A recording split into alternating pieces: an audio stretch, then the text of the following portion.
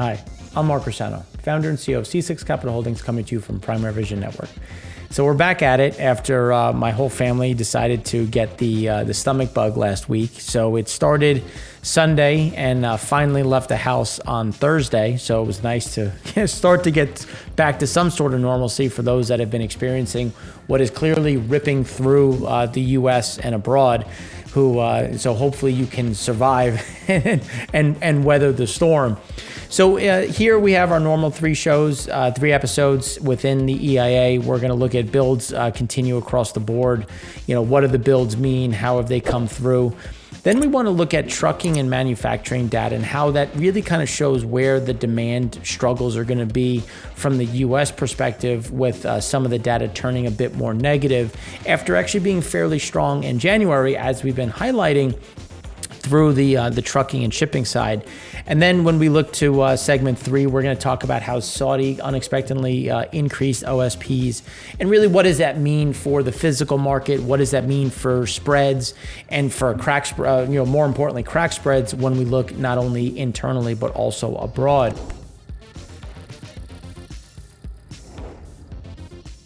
So when we look at here, you can see the total oil product stockpiles. They flipped to a deficit. They went from a positive 8.6 to a negative 2.8. For those that have been following us, we've been saying that we expect to just really hold this line on this level, slightly below, slightly above, but realistically stay fairly tight towards the average, and if anything, cheat a little bit higher. Again, let's call it +5 to +10 is going to make more sense when you look at some of the data. Given the builds that we had here, the builds that we've seen in Singapore, we expect to see some of that increase.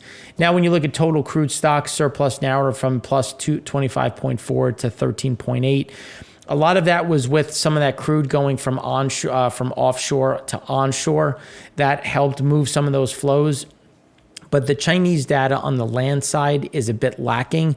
So it's it's funny enough, easier to track on the floating side. So as that continues to pivot, because there's a lot of crude that is continuing to signal the Chinese coast, we want to look at how is that going to be impacted based on what's happening with Russia as well as China.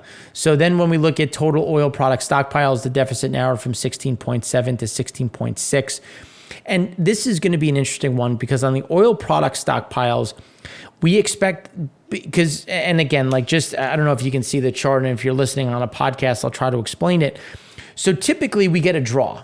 Typically draws continue from now until, let's call it, the middle of April.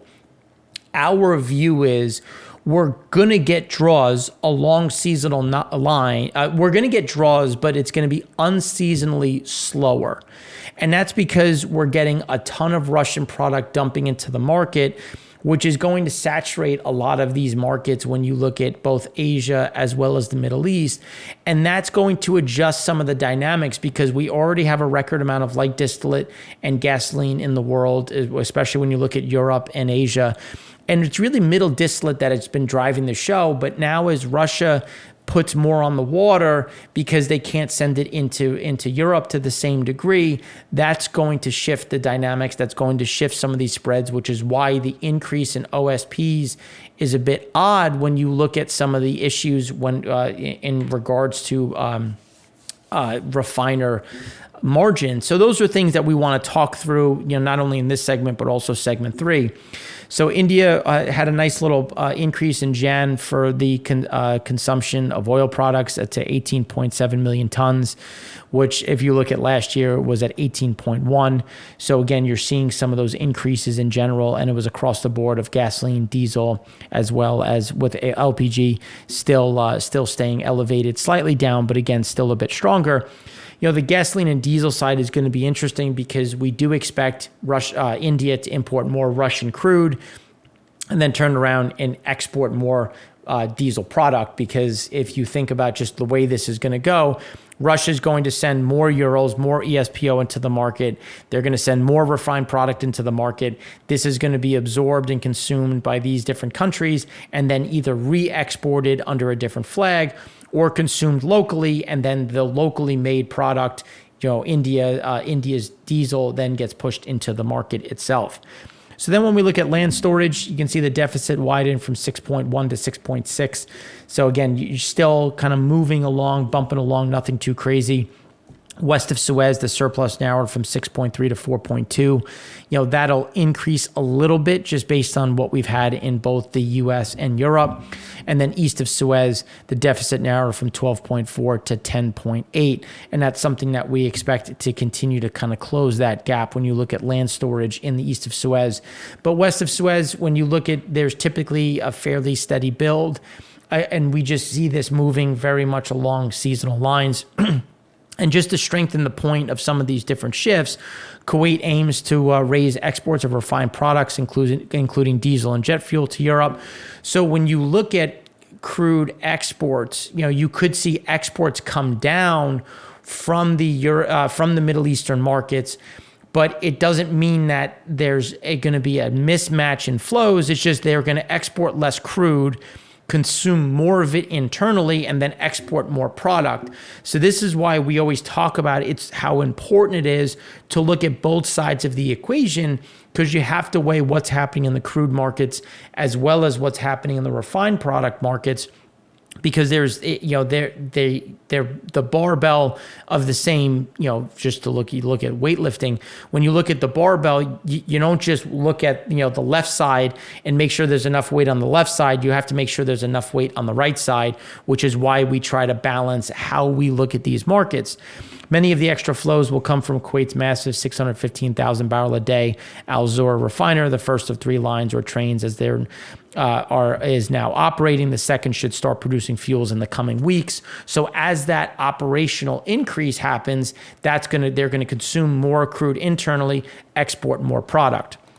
So then when we look at floating storage, the surplus narrowed from 11.3 to 10.4. West of Suez, the deficit widened from 3.9 to 4.5. And then in east of Suez, the surplus narrowed from 14.9 to 13.7. Now, this is just going to be a balancing act of how quickly does Russian product get out there? How quickly does Iranian product get put out there? And that's where we're going to see some of these different flows. There was a nice sweep of West African product, or I should say crude, that moved into the market, and that helped bring down, especially west of Suez. So there was about 15 cargoes that moved very rapidly, but now we're seeing a big slowdown in new purchases. And if you think about the front of the month, there was a nice sweep, but now it's going to be important how the next week or two really how it carries out. Because if that continues to be slower, you're going to see more product getting put back in floating storage, and that's just going to keep us a bit elevated. Now, when we look at the U.S. had a build of 2.42 million barrels a day. It was driven by Pad 2, Cushing, as well as Pad 5, with the other pad showing some smaller draws. When you look at the 5-year average, we're well above Midwest, Cushing, now above the 5-year average, Gulf Coast still staying very strong. So things are fairly normal when you think about it against the 5-year, and then very elevated against the year over year. And there was a bit of an increase in production, but again, just in line with where we expected to be as we got to the end of last year, and that's reflected in the most recent EIA data. Pad 3 inventories, you can see that the only time it's been higher was 2017 and 2021. So again, you can still see that we are very comfortable with the amount of crude sitting in the Gulf of Mexico. And as we said the last time we spoke was Cushing. We expected Cushing to have sizable builds. The rate of change, there is precedent for it. It's happened before. And we just expect to see the rate of change being a bit elevated just because there's refined product. Refinery flows remain a bit depressed when you look at utilization rates. And then you have those additional flows coming from Canada and some of the slowdowns in exports, which we'll talk more about that in segment 3. But we do see, again, exports staying about that 3.7, 3.8 million barrel a day level. Crude runs had an increase of 2.2%. went from 85.7 to 87.9. We think it can get back to about 89% in the nearer term, and you can see that there was a steady increase across the board, and that's something that we think is going to just continue and get pretty much flat to the 5-year average. Not too much above or below, but very normal. But remember, normal on a utilization rate is actually a lower on a crude oil 1,000 barrel per day movement, just because we've been shuttering refiners, so even though utilization rates can be the same, it doesn't mean you have the same throughput, which is what we've been highlighting up to this point. And here you can see that there's typically a bit of that spike, then a little bit of a lull as you have refinery maintenance and turnarounds, and then you start to get those increases as we start spring and then build back up into our driving season. Imports down slightly, 226,000 barrels a day. We had an increase into Pad 2 above the 5-year average. That's going to remain. Pad 3 continuing to bounce between about that 1.2, 1.5. We think that that's going to remain in that range, just because you do have more activity in Pad 3. You do have the opportunity for exports there, and that's going to keep things fairly tight, but that's still below the 5-year, as Pad 5 remains lumpy, but still staying fairly strong. And then here you can see the Pad 3 imports dropping back down. We expected to be, essentially on an average, middle of the cloud, not the 5-year average, but not the lows anymore, just in terms of where some of the movements remain. And that's something that we think is going to be fairly consistent.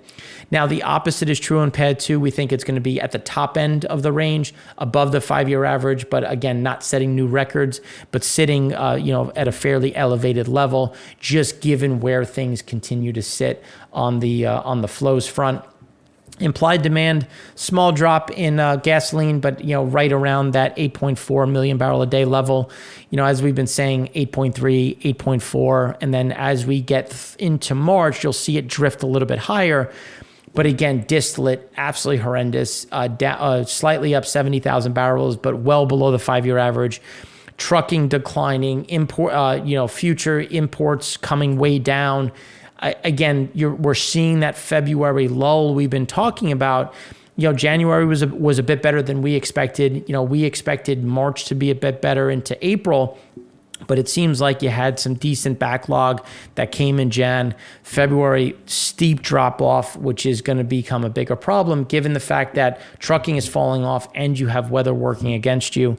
Jet, right about 1.5. Remember, 1.45, 1.55 is where we think we live. And then resid, small drop. Propane had a nice pop of 371,000 barrels a day. That's just above the 5-year average. We think that's going to come down a bit just because you still don't have the petchem demand. And we're now on the other side of the most recent polar vortex, and we don't see anything bigger on the cold front happening until really the back part of Feb. So that's going to, again, come back under some pressure.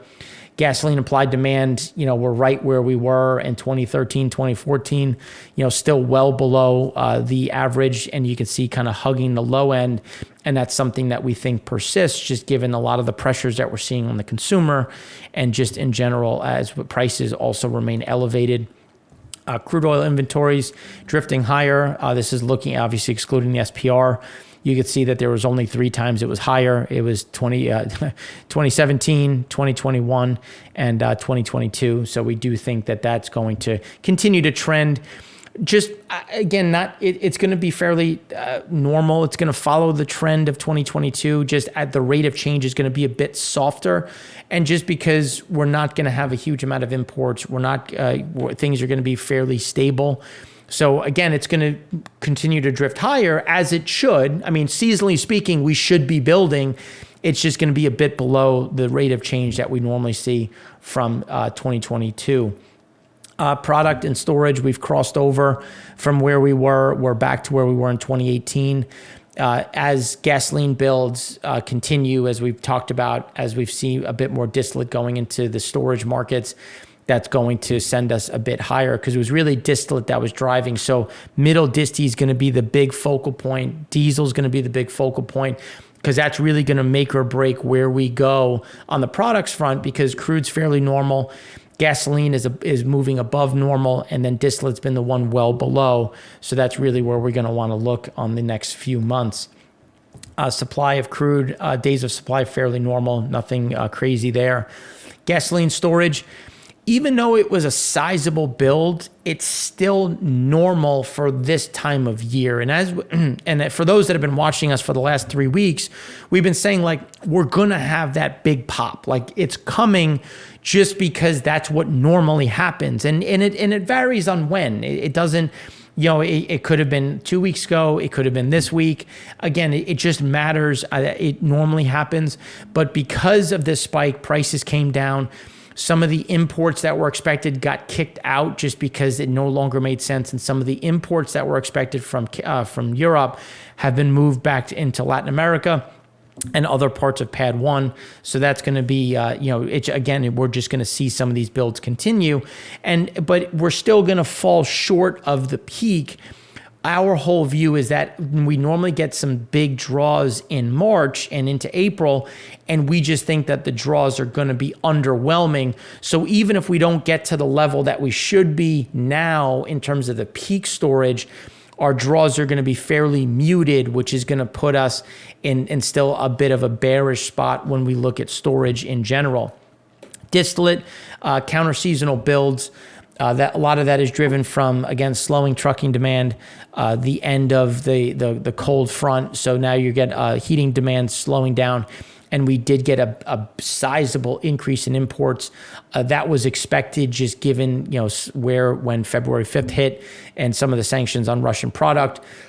That's something that's going to continue as Russian product dumps into the market, which will absorb some additional product into the Atlantic Basin.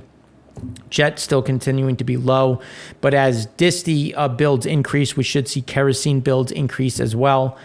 When we look at the crude curve, you can see that front month is fairly stable within this fairly tight range that we've been talking about the last couple of months. Contango's still there. We don't see any reason why it should shift, given where the product is at the moment and where refinery maintenance sits. So again, that's something that is fairly consistent. Crude floating storage came down. We did see a bit of an increase in imports, and we expect floating storage to remain fairly fixed around here. So that's what we have for you on the kind of the global look, a broader view. In the next segment, we're going to drill down deeper into refined products and what's happening in the U.S. and how some of the shifts are happening on the manufacturing side to consumer that is going to impact some of that demand.